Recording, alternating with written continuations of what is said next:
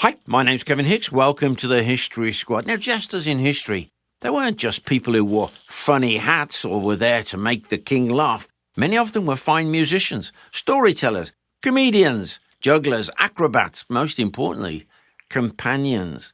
They were the one person in the court who could tell the king what nobody else dared to say. They were often rewarded handsomely. So, who were they? And just how far could they go before the king stopped laughing? Now, if you take the word jester, that's a modern catch-all phrase. They were actually known as fools. And there were two types of fools. You had your natural fool and your artificial fool. And not every one of these fools was quick-witted. And not every one of them was a man. One of the most famous female fools was Jane Fool. She was the fool to several of the Tudor queens, most importantly, Mary I. She was her close companion as well as her fool. Now, we don't know much about Jane's life, except that we know how she was treated by the accounts from Mary I. Some of the dresses, some of the costumes that were made for her. In fact, she had a large collection of shoes. We know all of this by the amount of money paid out to the tailors and the seamstresses. Now, later on, we know that poor old Jane became ill. She had an infection in her scalp because she used to have her head shaved, which is apparently what jesters did, and she got an infection. Another one, she got an infection in the eye. Now, this appears to have been quite serious because Jane Fool was removed from the court of Mary and housed separately, had nurses to attend. And when she was recovered, those nurses were rewarded. And Jane, as she became older, she was given a corner of the privy garden. And I love this because it shows you the bond between Queen Mary and her fool, Jane. She was given a corner of the garden and a flock of geese and ducks, and it was her job to tend them. Now, she would appear sometimes with another famous jester of the time, Will Sommers, but I'll talk about him later on. Jane, she seems to have been quite a sweet character. And when you consider Mary I, that's Bloody Mary. And yet, in her heart, she had a warm place for that lovely girl, Jane Fool. So what's the difference between a natural fool and an artificial fool? Well, if you take a natural fool, it can be somebody who suffers with a learning disability, like I'd mentioned earlier with Jane Fool, or someone with a physical deformity, say they suffer from dwarfism. Now, an artificial fool, he is someone who is astute, very clever, sharp, quick-witted. He is the comedian. Now, it's interesting how these people were recruited, because within the royal courts, there were particular courtiers or officials who travelled around the country, around Europe, and they would keep an eye out for someone who would entertain the king. As in the case of Will Sommers, Henry VIII's fool, he was heard in Calais in a market telling jokes. And this courtier thought it was absolutely hilarious. So he actually had him brought back into the court of Henry VIII, and he stayed there for the rest of his life. So, talent scouts, members of the court, they would be there looking out for these people who could tell a joke, tell a story, or had some disability, or some other skill. And what they wore, if you were just a juggler or an acrobat, you would wear very scant costumes. If you were the comedian, you might have quite a sophisticated gear, but if you became the court jester, you would wear the cap and bells. Now, the cap, as you can see here, should apparently have 3 points: the ears of a donkey and the tail of a donkey. In other words, you look like an ass, like a donkey, but also they represent the scepter and crown of your king. The bells, so you could hear them as they came into the room. You needed to know where the jester was because he was close to the king. He had the king's ear. You say something bad about the king, the jester will report it straight away. So what did the jester do all day?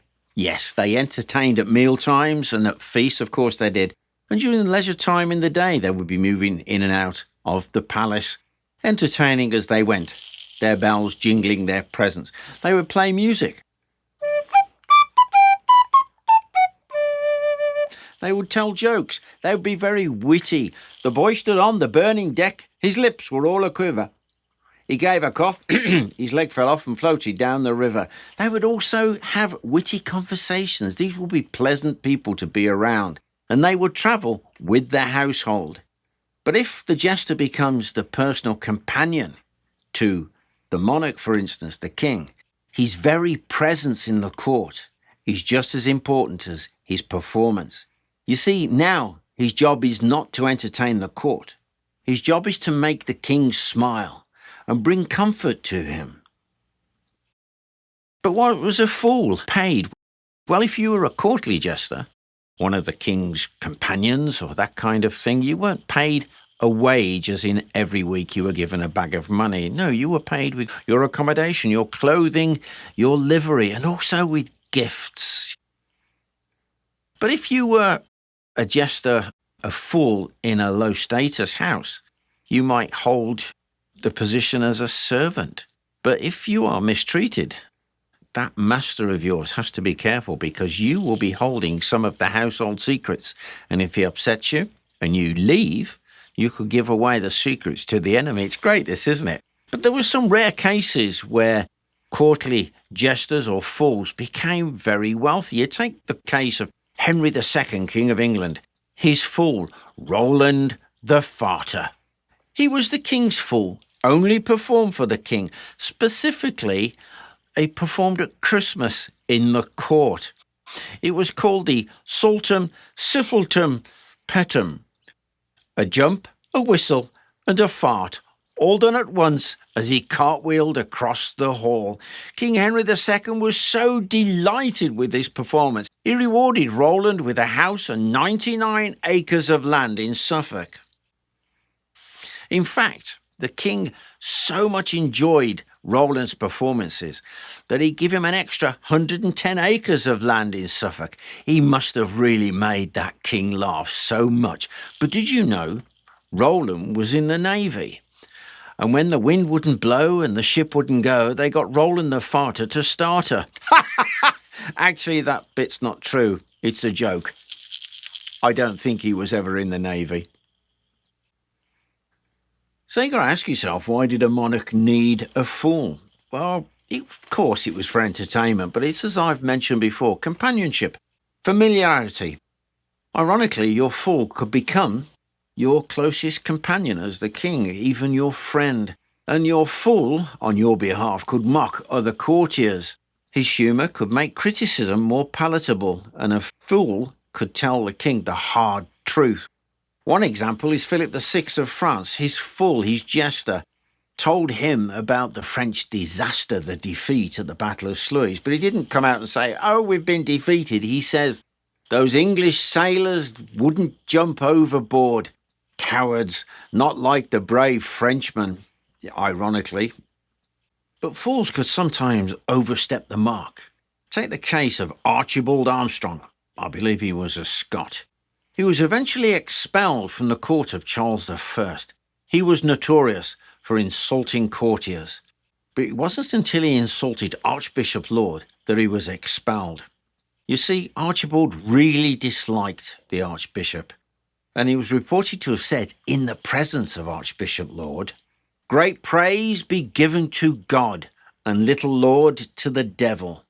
Archbishop Laud stood at only 5 foot tall and bitterly resented being mocked by Archibald. So he complained, and Armstrong was sentenced that very day to have his coat pulled over his head, discharged from the king's service, and banished from the court.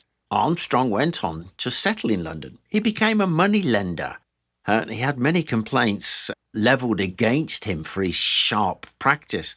He married twice. He was wealthy, eventually retiring to his estate in Cumberland, where he died in 1672.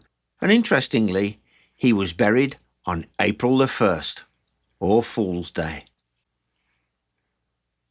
One of the best-known court jesters was Will Somers, court jester, fool, if you like, to King Henry VIII, one of the most famous English kings. Will was from Shropshire, and he was heard in a marketplace telling jokes by Richard Fermer, a rich merchant, who took him to Greenwich in 1525 and presented Will Somers to King Henry VIII. He's first mentioned in the king's accounts in 1535. It's thought that Will Somers was a natural fool and may have suffered in some way from an intellectual disability. But Will possessed a shrewd and sharp wit. He was very popular. However, in 1535, he was dared by Sir Nicholas Carew to call Queen Anne, that's Anne Boleyn, ribald, which means vulgar, and question Princess Elizabeth's legitimacy. The king was furious, threatened to kill Will with his own hands, and Will Somers fled the palace for his life and sought refuge in Nicholas Carew's house in Surrey. After some time had passed and the king's temper had cooled, Will Somers managed to find favour again.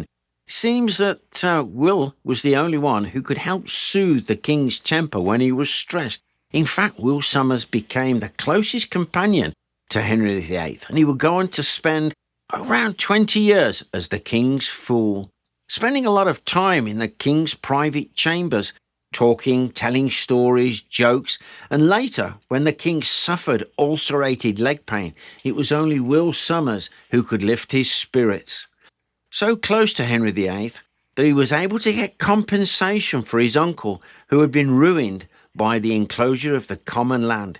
It took a subtle suggestion, an appeal on behalf of his uncle in the ear of the king. That just goes to show how much Will Somers was valued. When King Henry VIII passed away, Will Somers was passed on to his son, Edward VI, and then on to Queen Mary, where a costume or an outfit was made for Will Somers which matched Jane Fool, and together they performed for Queen Mary. Will Somers was listed as being present at Queen Elizabeth I's coronation, but he died a short while later. He's buried in 1560 in St Leonard's Churchyard in Shoreditch.